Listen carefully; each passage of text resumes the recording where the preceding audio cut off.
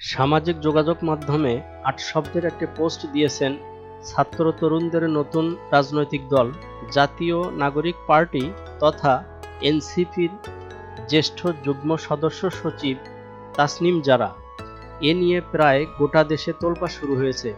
কিন্তু কেন বিষয়টি নিয়ে এত আলোচনা? বিস্তারিত থাকছে প্রতিবেদনে। আসসালামু আলাইকুম দর্শক, চ্যানেল ৫৮তে স্বাগতম। চ্যানেলটি সাবস্ক্রাইব করে আমাদের পাশে থাকার অনুরোধ করছি। ইতিমধ্যে যারা সাবস্ক্রাইব করেছেন তাদের অসংখ্য ধন্যবাদ।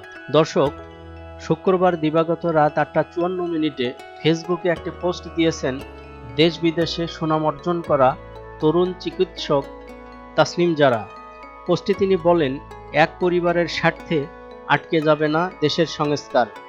ছোট্ট এই পোস্টে রাত ১২টা পর্যন্ত লাইক করেছে ২,২৮,০০০-এর বেশি, কমেন্টস করা হয়েছে প্রায় ২৬,০০০ এবং শেয়ার হয়েছে প্রায় ৮,০০০। অর্থাৎ বিষয়টি নিয়ে সোশ্যাল মিডিয়ায় তোলপাড় শুরু হয়েছে। দর্শক, পোস্টটির কমেন্টস বক্সে তাসনিম জারা সমকাল পত্রিকার একটি নিউজ শেয়ার করেছেন। অন্তর্বর্তী সরকারের পক্ষ থেকে সংস্কারের লক্ষ্যে যে কমিশন গঠন করা হয়েছে সে বিষয়ে বিএনপি যে মতামত দিয়েছে সেটাই মূলত ওই প্রতিবেদনে তুলে ধরা হয়েছে। এর মধ্যে গুরুত্বপূর্ণ হলো প্রধানমন্ত্রীর ক্ষমতা কমানোর পক্ষে নয় বিএনপি। এক ব্যক্তি দুইবারের বেশি প্রধানমন্ত্রী হতে পারবে না, সেটাতেও দ্বিমত দিয়েছে বিএনপি। আন্তর্জাতিক অপরাধ ট্রাইব্যুনালে অভিযুক্তদের নির্বাচনে অংশ নেওয়ার পক্ষেও বিএনপি।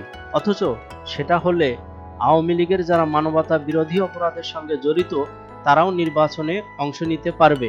এছাড়া আরও কিছু গুরুত্বপূর্ণ সংস্কারের বিপক্ষে মত দিয়েছে দলটি, যা তরুণদের তথা নতুন রাজনৈতিক বন্দোবস্তের বিরোধী। সবাইকে ধন্যবাদ। আল্লাহ হাফেজ।